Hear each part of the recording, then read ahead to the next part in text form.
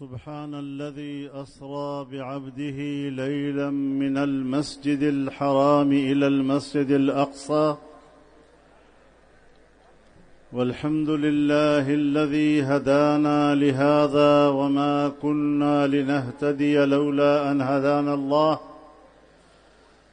والصلاة والسلام على سيدنا محمد وعلى آله وصحبه ومن والاه اما بعد.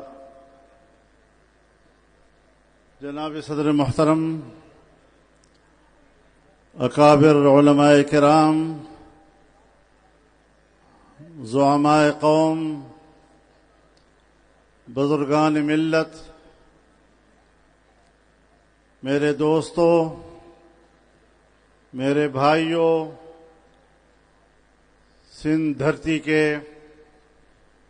جوانوں، آج کے حیدرآباد کے اس فقید المثال اجتماع کے انعقاد پر میں آپ تمام دوستوں کو، شرکائے اجتماع کو اور سندھ کی جمعیت علماء کو مبارکباد پیش کرتا ہوں۔ میرے محترم دوستو، جمعیت علماء اسلام کے ان اجتماعات کا سلسلہ پورے ملک میں جاری ہے۔ ہم نے کراچی میں جلسہ کیا اور تاریخ کا سب سے بڑا اجتماع تھا۔ ہم نے لاہور میں تاریخی اجتماع منعقد کیا، پشاور میں جلسہ کیا، کراچی میں ملین مارچ، کوئٹہ میں ملین مارچ کیا، اور آج حیدرآباد میں تا حد نظر انسانوں کا یہ کہکشاں نظر آ رہا ہے۔ میں سمجھتا ہوں کہ یہ ایک پیغام ہے، دنیا کو پیغام ہے، انسانیت کو پیغام ہے کہ جہاں آج پوری دنیا میں بدامنی ہے، ہر طرف جنگ کے شعلے بھڑک رہے ہیں، آسمان سے بارود برس رہا ہے، میرے مسلمان بھائی اس میں جھلس رہے ہیں۔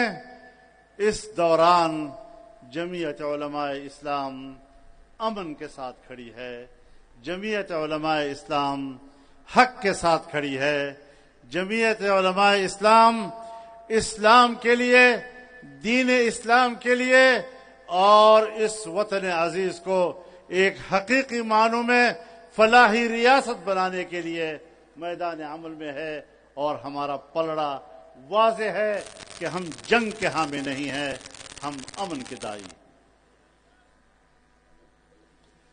میرے محترم دوستو، یقیناً ہمارے سندھ کو، سندھ کے عوام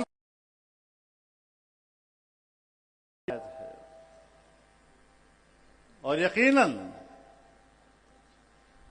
بدامنی سب سے بڑا مسئلہ ہے۔ اگر امن نہیں ہے تو معیشت نہیں ہے، اگر امن نہیں ہے تو کاروبار نہیں ہے، اگر امن نہیں ہے تو تعلیم نہیں ہے، اگر امن نہیں ہے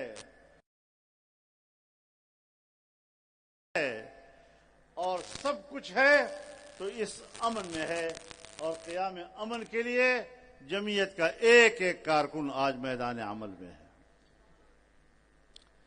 میرے محترم دوستو، ہم نے سندھ میں بھی امن قائم کرنا ہے، سندھ کے بااثر شخصیات کو بلا کر ان سے رہنمائی لینی ہے۔ ہم نے عوام کی رائے پہلے بھی دکھائی، آج بھی ہم عوام کی رائے دکھا رہے ہیں اور انشاءاللہ 17 جولائی کو بھی کراچی میں عوام کی رائے حکمرانوں کے سامنے ہوگی کہ ہم اس ملک میں امن چاہتے ہیں۔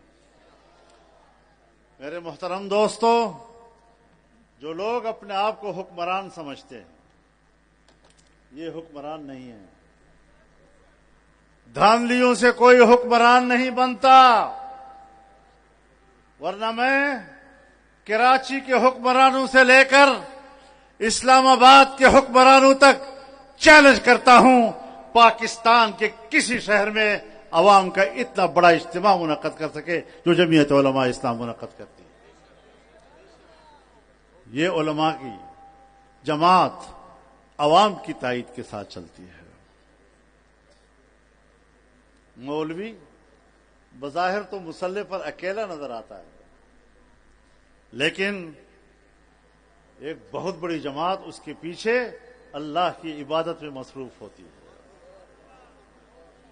تو یہ علماء کی جماعت اس ملک کے اندر اللہ کے دین کے لیے امامت کا کردار ادا کر رہی ہے، اور پاکستان کے عوام اس امامت کو طاقت بخش رہے ہیں، اور انشاءاللہ یہ طاقت عوام کی غالب آئے گی۔ میرے محترم دوستو، ابھی چند دن پہلے ہندوستان نے پاکستان کے خلاف جارحیت کا ارتکاب کیا۔ جمعیت علماء اسلام سب سے پہلے میدان میں آئی۔ ہم جانتے ہیں، پبلک جانتی ہے، دنیا جانتی ہے کہ اسٹیبلشمنٹ کے خلاف جمعیت علماء اسلام کی آواز کوئی چھپی ہوئی بات نہیں رہی ہے۔ ہم نے اسٹیبلشمنٹ کے دھاندلیوں کے عمل کو مسترد کیا ہے۔ ہم نے سیاست میں اسٹیبلشمنٹ کے کردار کو مسترد کیا ہے، اور یہ ہمارا سیاسی موقف ہے۔ سیاسی جماعت موقف سے نہیں ہٹا کرتی۔ اسٹیبلشمنٹ ایک قوت ضرور ہے، لیکن وہ بالادست قوت نہیں ہوتی، وہ ماتحت قوت ہوا کرتی ہے۔ اگر پاکستان میں حق کے حکمرانی عوام کے ہاتھ میں ہے تو پھر عوام کے فیصلوں کو تبدیل نہیں کیا جا سکتا، اور جو عوام کے فیصلے کو تبدیل کرتا ہے وہ پاکستان کا سب سے بڑا مجرم ہے۔ پھر اس جرم کے ساتھ ہمارا مقابلہ ہے۔ میرے محترم دوستو، ہندوستان نے جارحیت کا ارتکاب کیا تو جمعیت علماء اسلام نے پہل کی، اور ہم نے کہا کہ ہندوستان کے مقابلے میں پاکستانی قوم ایک صف ہے۔ ہم نے وہ اختلاف معطل کر دیے۔ وطن کی بقا کا سوال پیدا ہوا، وطن کی دفاع کا سوال پیدا ہوا، اور ہم نے اس کی دفاع کا حق ادا کیا۔ ہم نے اپنی فوج کو حوصلہ دیا ہے، اور ہماری فوج کو اگر اس جنگ میں کامیابی ملی تو یہی تو ہمارا مطلوب ہے، یہی تو ہمارا مقصود ہے کہ تم دفاع میں کارنامے دکھاؤ، سیاست میں کارنامے نہ دکھایا کرو۔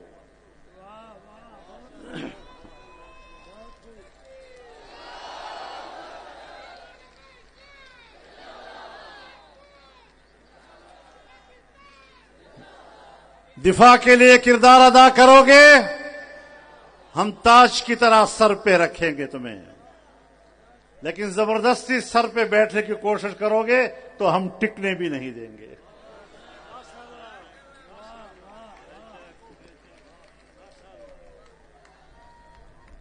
اور اللہ تعالی نے پاکستان کو عزت بخشی، ہماری دفاعی قیادت کو اللہ نے عزت بخشی، اور اس پر ان کو اللہ کا شکر گزار ہونا چاہیے۔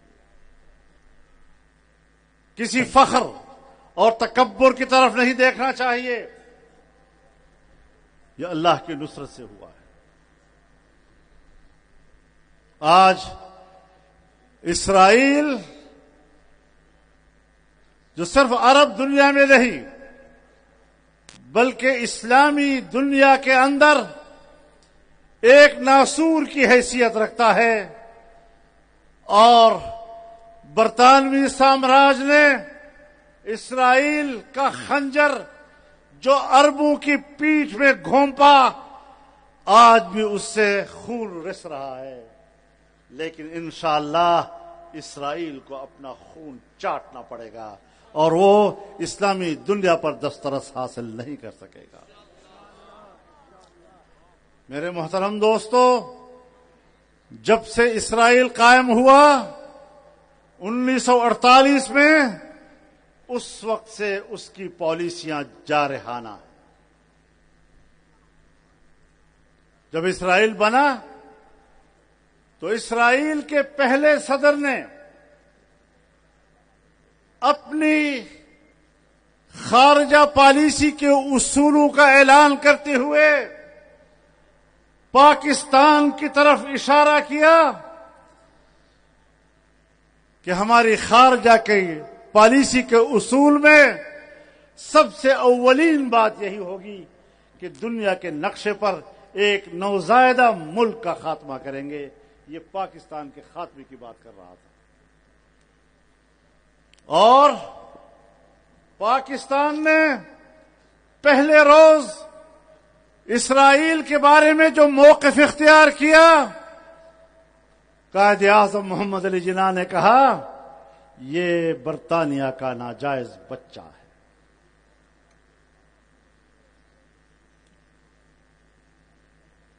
اس نے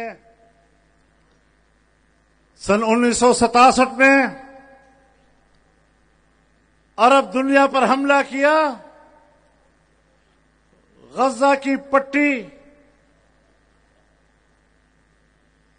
اردن کے مغربی کنارے، صحرائے سینا، گولان کی پہاڑیاں، ان پر قبضہ کیا، لیکن امریکہ اور یورپ کی پشت پناہی میں کیا تھا۔ اس نے 1982 میں لبنان پر حملہ کیا، 20,000 سے زیادہ لوگوں کو شہید کیا تھا، لاکھوں گھر بے گھر ہو گئے تھے۔ مسلسل اس نے فلسطین پر حملے کیے، ہر سال 2 سال کے بعد غزہ پر اس کا حملہ ہوتا تھا، اور آج 1.5 سال سے مسلسل وہ فلسطینیوں پر بمباری کر رہا ہے۔ 60,000 سے زیادہ فلسطینی شہید ہو چکے ہیں، جس میں اکثریت چھوٹے بچوں کی ہے، خواتین کی ہے، بوڑھوں کی ہے، عام شہریوں کی ہے۔ ہم اقوام متحدہ کو جھنجھوڑنا چاہتے ہیں، اور اقوام متحدہ کے مستقل ارکان کو جھنجھوڑنا چاہتے ہیں کہ اقوام متحدہ کی کون سی قرارداد ہے جو اس طرح انسانیت کو قتل کرنے کی اجازت دیتا ہے۔ اقوام متحدہ ایک بےمانی قسم کا ادارہ بن گیا ہے۔ اقوام متحدہ آج امریکہ کی لونڈی ہے، اور جیسے امریکہ اس کو ہانکے اسی طرح کے فیصلے کرتی ہے، اور حق پر مبنی، اس کے قراردادوں پر مبنی اگر فیصلے قراردادیں آتی ہیں تو امریکہ ہی اس کو ویٹو کرتا ہے۔ یہ ساری چیزیں تاریخ کا حصہ ہیں، ناقابل تردید حقائق ہیں۔ عام انسانیت کو قتل کرنا، ایک قوم کی نسل کشی کرنا، کیا یہ انسانی جرم نہیں؟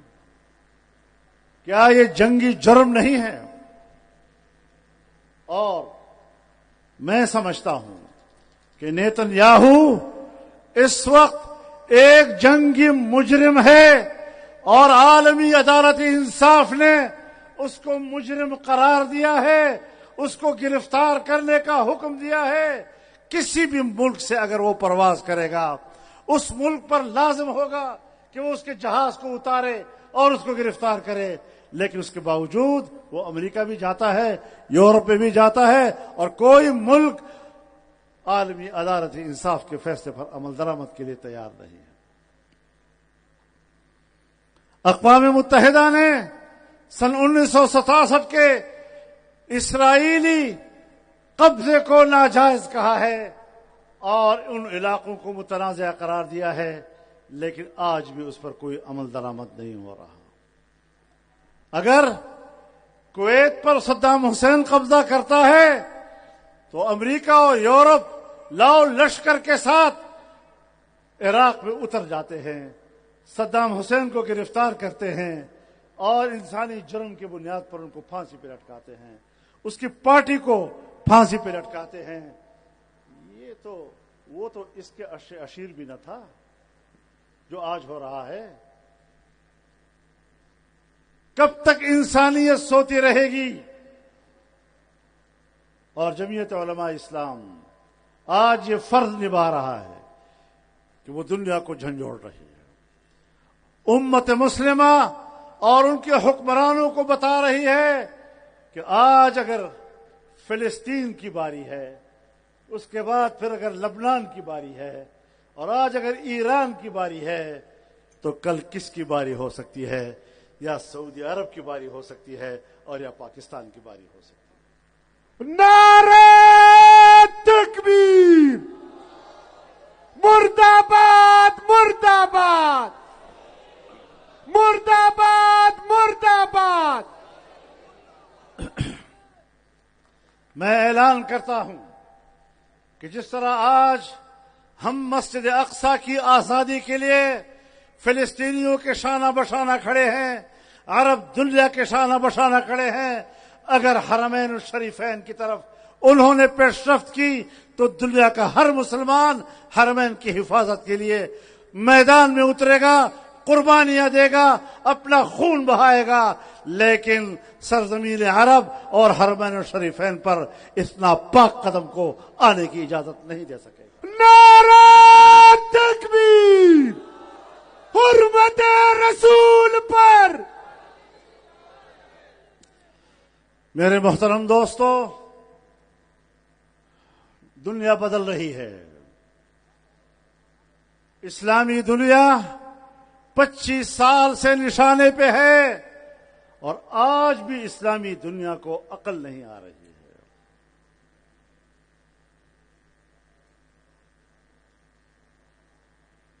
آج بھی اسلامی دنیا یہ نہیں سوچ رہی کہ اس امت کے مستقبل کے لیے ہم نے کیا کرنا ہے۔ ہر ایک اپنی الگ سی کوئی ہانڈی پکا رہا ہے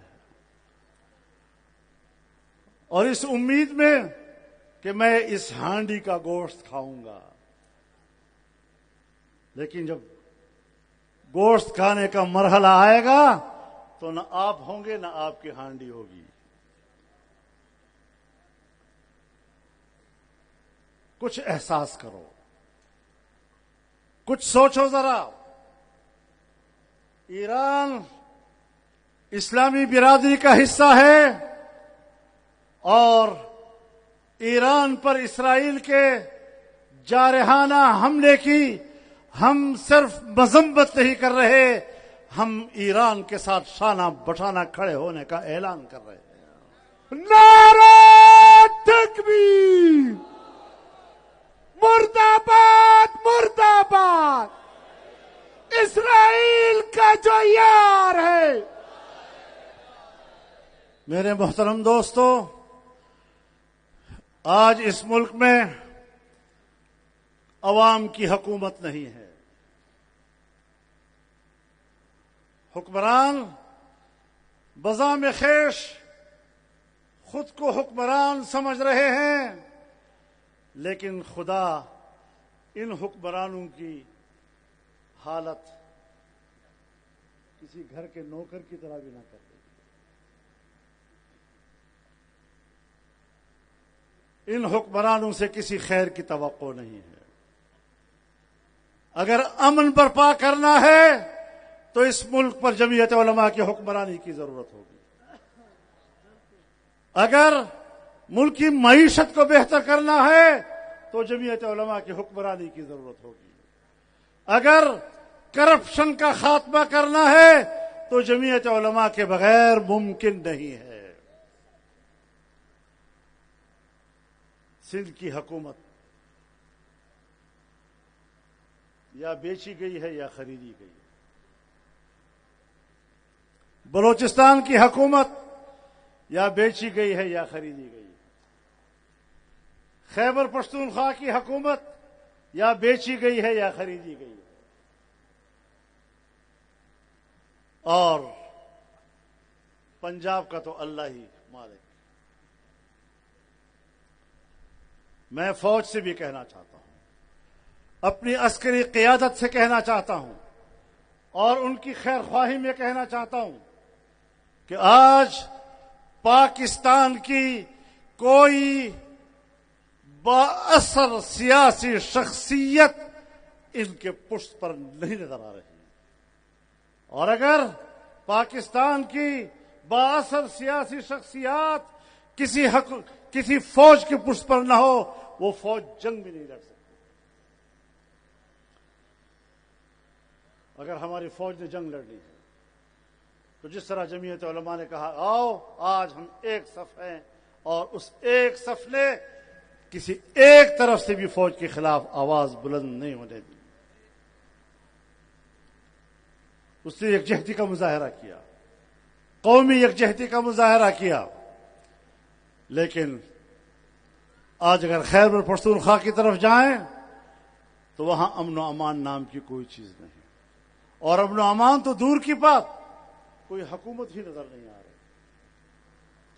مسلح لوگ عام شہراؤں پر گرجتے برستے نظر آ رہے ہیں, اور بلوچستان میں بھی حکومت کی کوئی رٹ نہیں. ان حالات سے ملک کو کیسے نکالنا ہے؟ جب تک لوگ حکمران پہ اعتماد نہیں کریں گے, جب تک ایک قابل اعتماد حکومت ملک میں نہیں ہوگی, کبھی آپ اعتماد کی فضا نہیں پیدا کر سکتے, کبھی آپ ایک پرامن ماحول نہیں پیدا کر سکتے, اور پھر کبھی آپ صحیح بجٹ بھی نہیں دے سکتے. ہم نے بھی ایک بار پھر بجٹ پاس کر لیا, اور کس کا بجٹ ہے؟ وہ ایک لطیفہ کسی نے سنایا, اس دن لطیفہ سنایا کہ زرداری صاحب ناراض ہو گئے اور شہباز شریف صاحب سے کہا کہ میں ناراض ہوں, آپ نے بجٹ تیار کیا ہمیں پوچھا تک نہیں. بیٹھے آپس میں, بھائی جان آپ کیوں ناراض ہیں؟ جی آپ عجیب لوگ ہیں, ہم آپ کے ساتھ حکومت میں شامل ہیں اور آپ بجٹ بنا رہے ہیں اور ہمیں پوچھتے تک نہیں ہو. تو شہباز شریف صاحب نے کہا کہ مجھے کس نے پوچھا ہے؟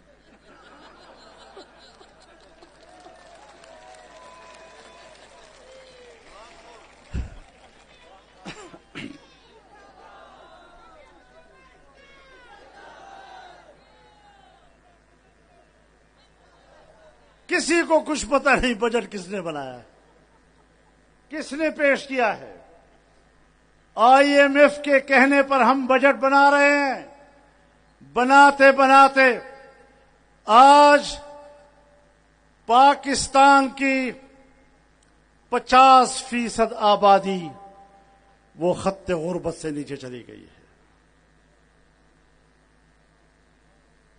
ہم نے پچھلے سال کہا تھا اس سال کے لیے کہ 4% سے زیادہ سالانہ ترقی کی شرح ہوگی, لیکن 2% اور کچھ ترقی ہو سکی, اس سے زیادہ نہیں. آج بھی جو الفاظ کا گورکھ دھندا قوم کو دھوکہ دینے کے لیے پیش کیا گیا ہے. میں اس بجٹ میں عوام کے لیے کچھ نہیں دیکھ رہا ہوں. آؤ ملک کی معیشت کو ٹھیک کریں, اپنی عیاشیوں کو ختم کریں, عام آدمی کی غربت و افلاس کو سامنے رکھیں, اور جہاں بدامنی ہو وہاں غریب آدمی محنت مزدوری کے لیے بھی باہر نہیں جا سکتا, وہاں غریب آدمی اپنے بچے کو اسکول میں بھی نہیں لے جا سکتا. ہمارے لوگ وہ تو نماز پڑھنے کے لیے بھی مسجد میں نہیں جا سکتے. کوئی حکومتی رٹ موجود نہیں ہے, عوام کی کوئی حاکمیت نہیں ہے پاکستان میں. اگر کہیں کوئی رٹ ہے وہ مسلح لوگوں کی ہے, مسلح گروہوں کی ہے. پاکستان میں ہماری مسلح قوتیں کیا کر رہی ہیں؟ اگر ان سے بات کی جائے, ہم قربانیاں دے رہے ہیں, آپ ہماری قربانیوں کو نہیں مانتے. بابا جب آپ قربانی دیں گے اور واقعی قربانی دیں گے تو ہم ایسے تسلیم کریں گے جیسے انڈیا کے مقابلے میں آپ نے 4 گھنٹے قربانی دی اور ہم نے اس کو تسلیم کر لیا. اب میں کیسے کہوں کہ ایک طرف 4 گھنٹے میں آپ نے اتنے بڑے ہندوستان کے دفاعی سسٹم کو تباہ کر دیا, اس کے ڈیجیٹل سسٹم کو تباہ و برباد کر دیا, اور 40 سال سے مسلح چند گروہوں کا آپ کنٹرول نہیں کر سکتے, تو اس کا معنی یہ ہے کہ دال میں کچھ کالا کالا ہے.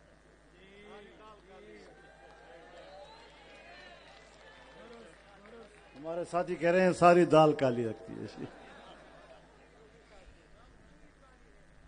تو میرے محترم دوستو, یہ وہ مسائل ہیں جو آپ کے سامنے ہیں, اور جس کے لیے آپ تا حد نظر پورے ملک میں جمع ہوتے ہیں جمعیت علماء کی آواز پر. صرف اجتماع مقصود نہیں ہے, آنے والا پروگرام طے کرنا ہے. اور ہم آج بھی کہنا چاہتے ہیں کہ ہمیں دوبارہ اسلام آباد جانے پہ مجبور مت کرو.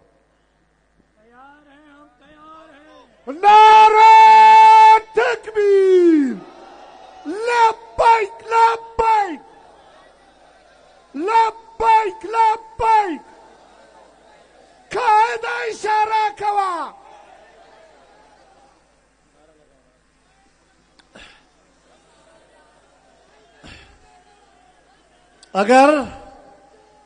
اگر تم عوام کے ووٹ میں چوری کرتے ہو, اگر تم عوام کے فیصلوں کو تبدیل کرتے ہو, اقلیت کو اکثریت میں تبدیل کرتے ہو, اکثریت کو اقلیت میں تبدیل کرتے ہو, اور عوام کو اس بات کا ادراک ہے کہ یہ الیکشن ہماری رائے کے مطابق نہیں, تو اگر فوج کو مارشل لا لگا کر اقتدار پر قبضہ کرنے کا حق حاصل ہے, تو عوام کو بھی اسلام آباد پر قبضہ کرنے کا حق حاصل ہے. نعرہ تکبیر,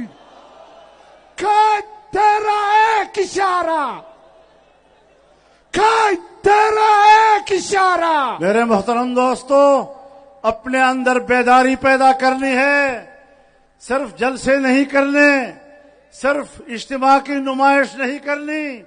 ہم عملی میدان کے لوگ ہیں, اور ہم نے عملی میدان میں اترنا ہے اور دنیا کو بتانا ہے کہ ایک صاف, شفاف اور عوام کی حکمرانی کس کو کہتے ہیں. اللہ کے دیے ہوئے نظام کے مطابق عوام کی حقوق کا تحفظ, یہ جمعیت علماء کی بنیادی مقاصد ہے.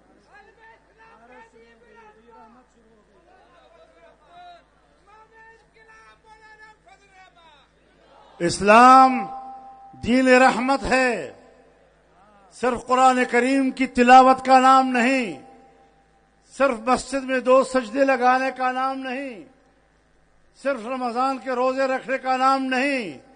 اسلام عدل و انصاف کا نظام ہے, اسلام حقوق کا نظام ہے, اسلام انسانی حقوق کے تحفظ کا نام ہے. اور انشاءاللہ اس نظام کو برپا کرنے کے لیے پھر عوام نکلے گا. میں عوام کا لفظ استعمال کر رہا ہوں. جمعیت علماء کے جلسے ملک میں ہو رہے ہیں، یہ سب بتا رہے ہیں کہ پاکستان کا عوام کیا چاہتا ہے. نعرہ تکبیر. قائد ملت اسلامیہ حضرت مولانا فضل الرحمان، قائد تیری امامت کو.